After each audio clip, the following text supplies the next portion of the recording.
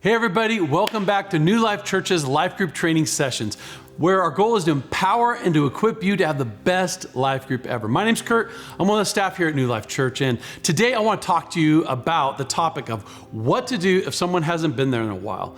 When someone hasn't shown up in a while, it's awkward sometimes for the leader, but also for the person who's been absent. In the last 20 years of leading a life group, I know firsthand what it can feel like when someone hasn't been to a life group in a while. You want to reach out, but you're afraid because you don't want to push the person away, but you also care about them. And so through trial and error, I've learned a few things that I believe will help you to re-engage with someone who hasn't been there in a bit. And to communicate that they matter to you and that they can matter to the life group.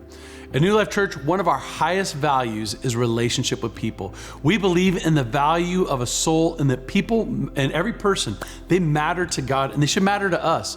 We believe we are like family, like the Bible calls us, that we're the children of God. So you as a life group leader are really important. You're the frontline pastor to the people of our church. The truth is, there's no way that we could hire enough staff to meet all the needs of everyone. So we need you. You are valuable because you're connected to people. You're in the trenches of doing life with them.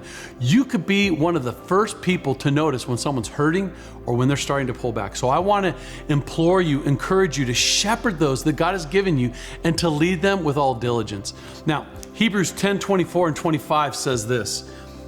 It says, let us consider how we may spur one another on to love and to good deeds, not giving up meeting together as some are in the habit of doing, but encouraging one another all the more as you see the day approaching. Our job is to consider how to spur, how to encourage, how to provoke one another to love and to good works.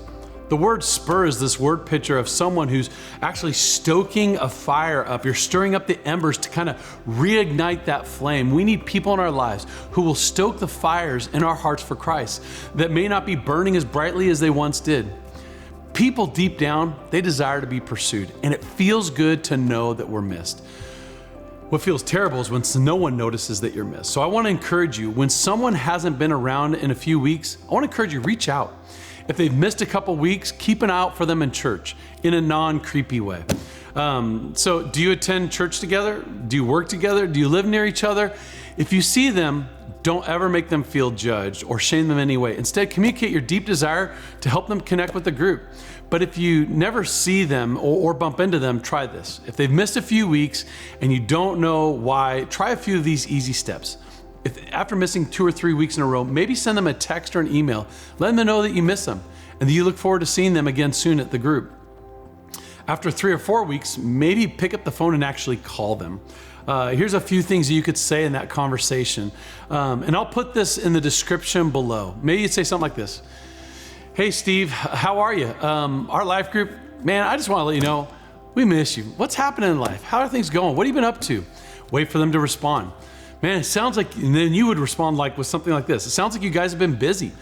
We've been missing you at Life Group, and I was just wondering how you've been feeling about Life Group. Is there any concerns that you might have that maybe I could address for you? Man, we would love to have you come back to the group this week. We're going to be covering the topic of, and fill in that blank.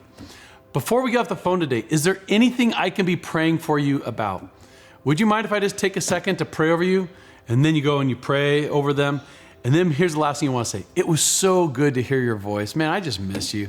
And I hope you have an awesome day. In all of these types of interactions, the person on the other end should feel love and care and not judgment. So the tone that you take with them is so key as to how they'll hear and how they'll feel about that conversation. There's a fine line between I miss you and you matter and where have you been?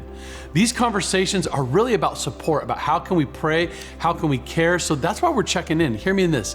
This is not about attendance or numbers at all. This is about discipleship and loving people well. Over 58 times in the New Testament, the term one another is used. To love one another, to serve one another, to encourage one another, to care for one another, to pray for one another, to share with one another, and the list goes on and on. And that's what we're trying to accomplish by checking in on people. What psychology and the Bible both show us is that people grow best when they feel safe and when they're in safe relationships, when they're connected to others and they're encouraged to grow. We believe that life change happens best in groups because there's encouragement, safety, and accountability. Those truly are the types of relationships that we all desire. And that's why life groups exist, to help people connect, to be cared for, and to help them grow by taking next steps. Thanks you guys so much for watching this video. If you found this video helpful, I want to encourage you to check out some of our other videos that we have on our page. And man, we are so grateful for y'all. Thanks so much for watching. See you next time.